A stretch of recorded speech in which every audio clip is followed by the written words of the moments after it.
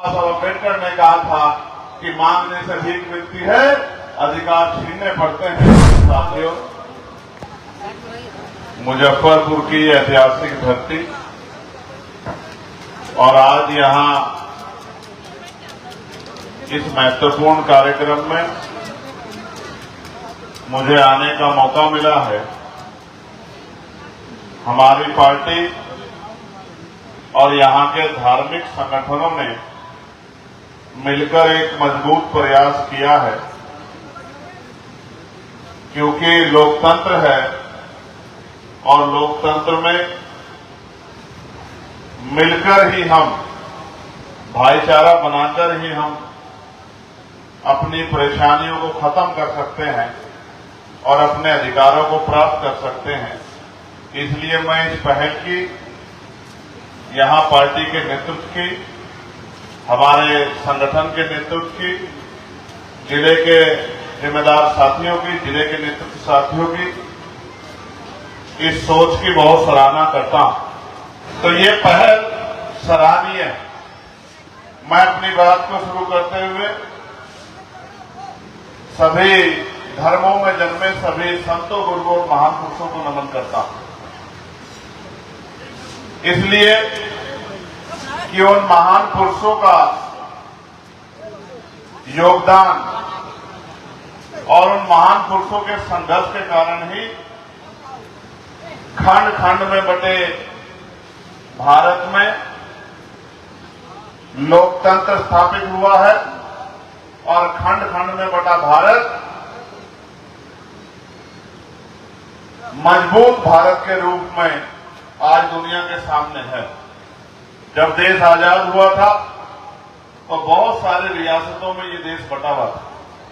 ये जिम्मेदारी थी कि इन रियासतों को एकजुट कैसे किया जाए। तमाम प्रयास किए गए, तमाम पहल की गई, लेकिन गुलाम भारत के बाद आजाद भारत में अगर अखंड भारत बना तो क्या तो सम्राट अशोक चंद्रगुप्त मौर्य जी के नेतृत्व में बना था, या फिर बाबा साहब अम्बेडकर के संविधान के आधार पर यह देश एकजुट हुआ। इसके अलावा कोई दूसरा रास्ता नहीं था। प्यारे साथियों, ये जो सराहनीय पहल हमारे साथियों ने चलाई है, मैं ये मानता हूं कि कोई भी चीज जब शुरू होती है तो उसको तमाम तरह के पैमानों से गुजरना पड़ता है। उसका मजाक भी बनता है, उस पर आरोप भी लगते हैं, उसका अपमान भी किया जाता है और विरोध भी किया जाता है। लेकिन एक समय आता है कि जब साथी संघर्ष करते हैं और मुहिम रंग लाती है तो बड़े से बड़े दरखत भी उखड़ जाते हैं और आपकी मेहनत एक नया इतिहास लिख देती है। आज जो ये संदेश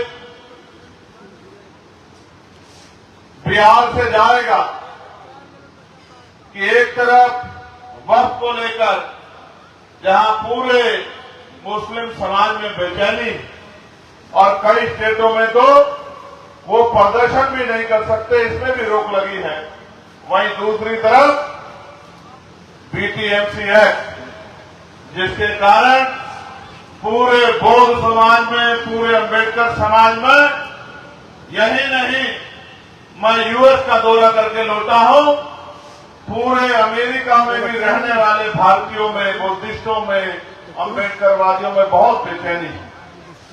मैं जब वहां गया तो वो मुझसे पूछते थे कि आप बिहार कब जाओगे और बिहार में जाके उस आंदोलन को कैसे मजबूत करोगे, उस आंदोलन को ताकतवर बनाकर कैसे उस बीटीएमसी एक्ट को खत्म करा के हमारे लोगों को उनका अधिकार दिलाने का काम करो। तो मैं उनसे यही कहता था कि हम पहले बिहार में सोए हुए अपने अधिकारों को आंख बंद करके छीनता हुआ देख रहे अपने लोगों को जागरूक करने का काम करेंगे और फिर जिनको हमारे तरह सताया जा रहा है, जिनको भविष्य में शायद आज एहसास हो ना हो, लेकिन आने वाले कल में एहसास होगा जब आपकी मस्जिदें, आपकी दरगाहें, आपकी खानकाहें, आपके कब्रिस्तान और जो तमाम तरह की आपकी महत्वपूर्ण जगहें हैं, जब उनको आपसे छीना जाएगा तब शायद आपको एहसास होगा कि किस तरह से सरकार योजनाबद्ध तरीके से आपके अधिकारों को और आपकी जगहों को कानून बना के लूटने का काम कर रही है। हालांकि कानून तो इसलिए बनना चाहिए था कि जिन पर जमीन नहीं है उनको जमीन मिलनी चाहिए, लेकिन ये सरकार तो ऐतिहासिक जगहों को छीनने के लिए कानून बना रही है। मैं आज भी धरती से कहता हूं कि हम कल भी वक्त के खिलाफ थे और आज भी जो वक्त पर अमेंडमेंट करके नया कानून बनाया गया है, हमने पार्लियामेंट में भी इसका विरोध किया था और सड़कों पर भी हमारा विरोध जारी रहेगा। इस बात का मैं आपको विश्वास दिलाता हूं। प्यारे साथियों, बीटीएमसी एक्ट में उस आंदोलन को जो साथी चला रहे थे, इन सरकारों ने झूठे मुकदमे लगा के हमारे साथियों को जेल में डालने का काम किया है। अगर आप सोए हुए समाज नहीं होते तो इस सरकार की हिम्मत नहीं पड़ती कि ये हमारे भंते साथियों को मुकदमे लगा के जेल में डाल देती। आपको क्या लगता है कि आपको ये अधिकार आसानी से मिल जाएगा? इसके लिए हमारे भंते जो समाज के अग्रणी हैं, जो धार्मिक रूप से समाज को रास्ता दिखाते हैं, वो तो आंदोलन कर रहे हैं और जिनको आंदोलन करना चाहिए वो चैन से घर में पड़ के सो रहे हैं। इसीलिए आज बिहार के कोने कोने में जाके हमें ये अलग लगानी पड़ेगी कि अगर हमें बीटीएमसी एक्ट खत्म कराना है तो हमें अपनी ताकत यहां बढ़ानी पड़ेगी और अपने जैसे लूटे पिटे जो लोग हैं, जिनके अधिकारों को छीना जा रहा है, उनका हाथ हमें पकड़ना पड़ेगा और राजनीतिक भाईचारे से ज्यादा सामाजिक भाईचारा हम लोगों को बनाना पड़ेगा। जब हमारा सामाजिक भाईचारा मजबूत हो जाएगा तब फिर कोई हमारे अधिकारों को लूट नहीं पाएगा। किस तरह से हमारे भक्त साथी, हमारी बहनें, हमारे बच्चे, नौजवान साथी वहां बोधगया में आंदोलन चला रहे हैं, 40 डिग्री टेम्परेचर में, 44 डिग्री टेम्परेचर में, 48 डिग्री टेम्परेचर में किस तरह से वो इस आंदोलन को सींचने का काम कर रहे हैं। और भीम आर्मी के हमारे केंद्रीय नेतृत्व के साथियों ने भी पूरे बिहार में पैदल यात्रा निकालकर इस आंदोलन को गांव-गांव तक, घर-घर तक पहुंचाने का काम किया। आज भीम आर्मी के साथियों ने मुझे बताया कि हम अब तैयारी कर रहे हैं कि हम अब यात्रा शुरू करेंगे, परमानेंट आंदोलन चलाएंगे और जब तक बीटीएमसी खत्म नहीं हो जाता, बुद्धों को उनका अधिकार नहीं मिल जाता, तब तक हम रुकने वाले नहीं। मैं उनके कार्य की, उनकी पहल की सराहना करता हूं। भाई अमर ज्योति जी के, भाई रितेश यादव जी के, भाई जौहर आजाद जी के, हमारे संतोष भाई के, तमाम साथियों के, उनके संघर्ष की मैं सराहना करता हूं। भाई अक्षय जी के, पीके आजाद जी के, मैं उनको भी कहना चाहता हूं कि उनको भी कमर कसनी चाहिए और घर घर तक ये बात पहुंचनी चाहिए कि जो बाबा साहब अम्बेडकर ने कहा था कि मांगने से भीख मिलती है, अधिकार छीनने पड़ते हैं और जो अधिकार आपके छीन लिए जाए, जो जिन अधिकारों पर आप पे डाका पड़ जाए, वो छीनने के लिए आपको ताकत बनानी पड़ेगी। मैं तो धन्यवाद देता हूं, इतनी बड़ी संख्या में हमारी मातृशक्ति यहां पहुंची है और नौजवान साथियों ने तो देश में कहीं भी कोई आंदोलन हो, कार्यक्रम हो, हमेशा से अपने छोटे छोटे साधनों से हमारे संगठन पार्टी के शक्ति को बढ़ाने का काम किया। आज भी हम लोग, मुझे याद है 2020 से अब तक का सफर कठिनाइयों भरा था, लेकिन जिस तरह उत्तर प्रदेश के साथियों ने मेहनत करके, संगठन बना के, भाईचारा बना के, लोगों को जगा के अपनी शक्ति को बनाना उत्तर प्रदेश में शुरू किया है, अगर आप भी इसी काम को यहां आगे बढ़ाने का काम करोगे तो आपकी लड़ाई बड़ी आसान हो जाएगी। क्योंकि आप जानते हो कि बीटीएमसी एक्ट खत्म करने की ताकत बिहार की सरकार के पास है।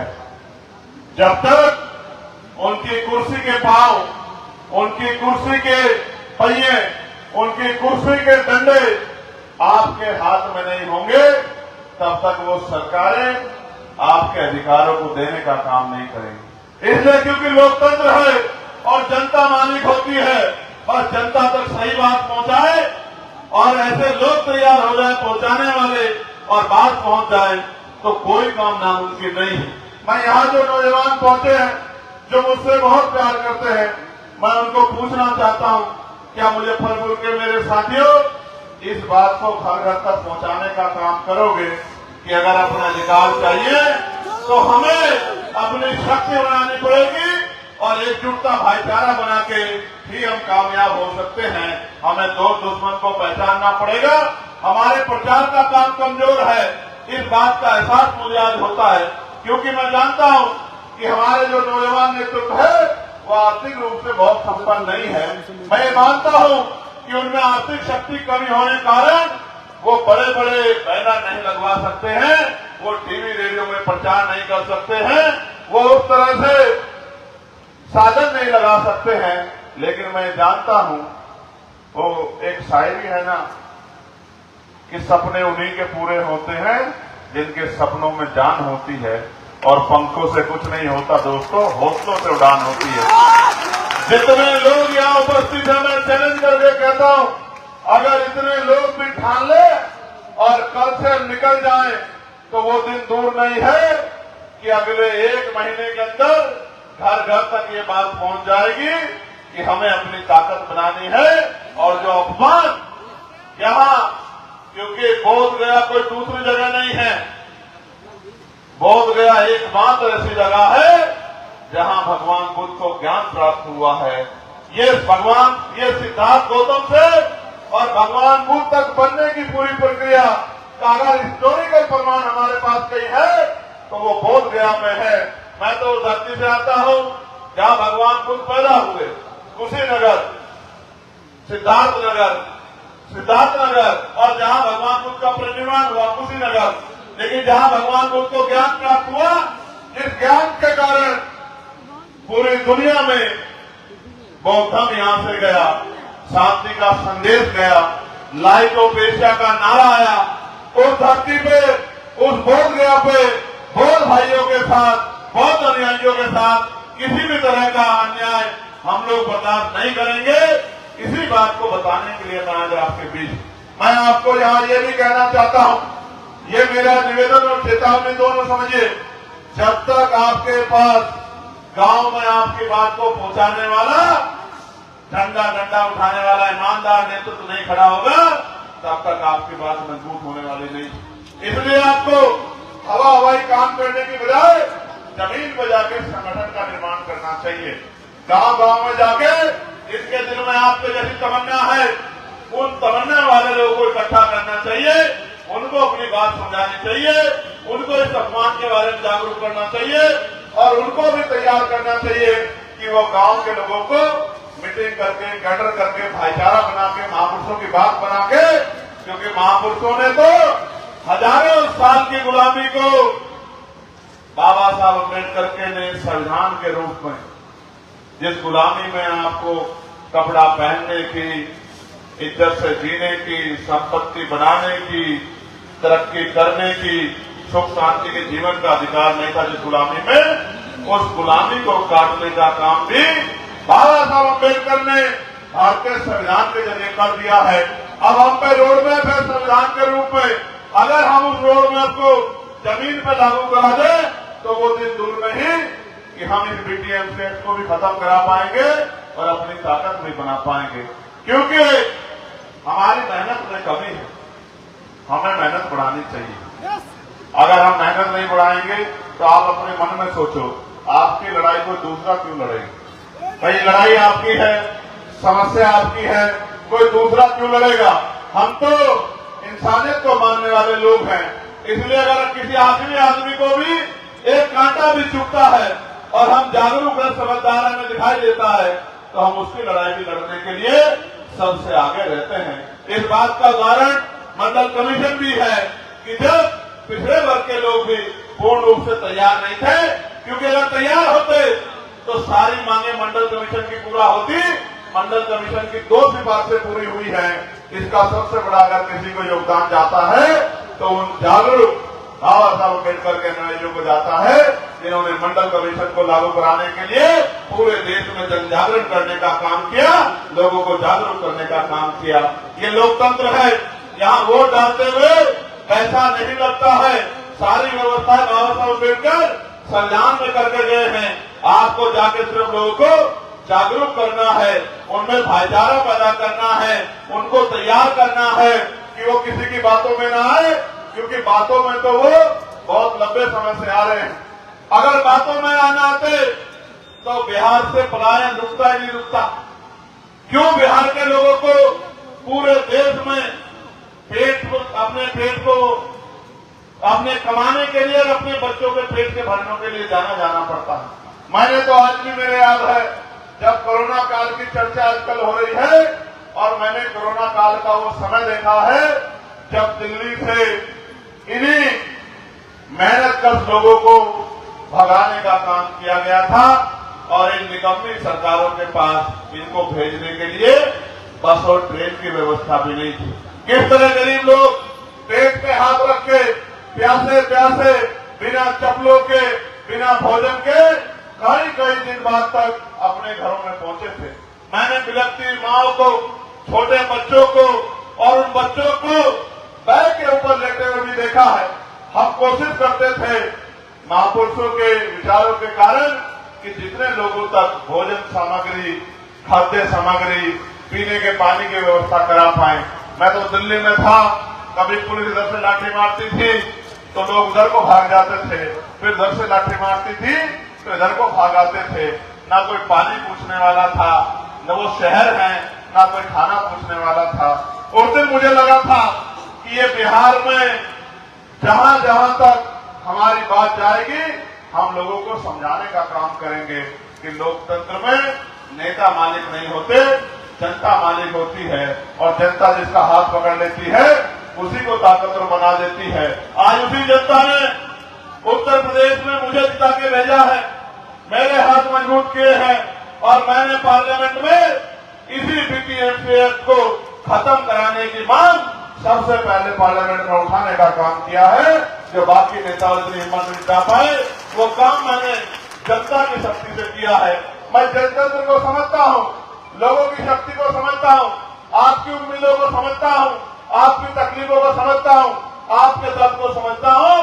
अगर ये आप भी समझ जाओ कि आपका अपना कौन है, और आप भी मेरे दिखाए रास्ते पर चल के काम करना शुरू कर दो, तो मैं लिख कर देता कि दुनिया में कोई मंजिल नामुमकिन नहीं। करोगे भी करोगे, बताओ। यहां से निकल के लोगों में भाईचारा पैदा करोगे भी करोगे, बताओ। गांव गांव जाके घर घर घूम के लोगों को समझाने का काम करोगे नहीं करोगे, बताओ। प्यारे साथियों, आज हम 1000 हैं। जब ये 1000 काम करेंगे तो अगले 10 दिन में 10,000 हो जाएंगे। जब वो 10,000 काम करेंगे अगले 1 महीने में 1 लाख हो जाएंगे, और जब ये 1 लाख लोग मिलके पूरे बिहार में काम करेंगे तो 4-6 महीने में 50 लाख हो जाएंगे। लेकिन काम करना पड़ेगा। जब हम 8 घंटे, ये बताओ, स्वाभिमान सम्मान से बढ़कर भी कुछ है क्या? बताओ, स्वाभिमान सम्मान से बढ़कर भी कुछ है क्या? जब हम 8 घंटे अपने पेट को भरने के लिए काम करते हैं, तो क्या 1 घंटा स्वाभिमान से जीवन जीने के लिए काम नहीं कर सकते हैं क्या? बताओ, कर सकते हैं नहीं कर सकते हैं? मैं बिहार की घटनाओं को सुनता हूं। अमर ज्योति जी ने जिक्र किया, एक बच्ची जो 10 साल की थी, जिसका रेप हुआ, जिसका गला रेत दिया गया। क्यों करने पड़ते हैं आंदोलन? क्यों लगाने पड़ते हैं नारे? क्या इन सरकारों को गरीब की बच्चों का दर्द नहीं दिखाई देता? क्यों नहीं दिखाई देता इनको दर्द? कानून तो कहता है कि न्याय सबको मिलेगा।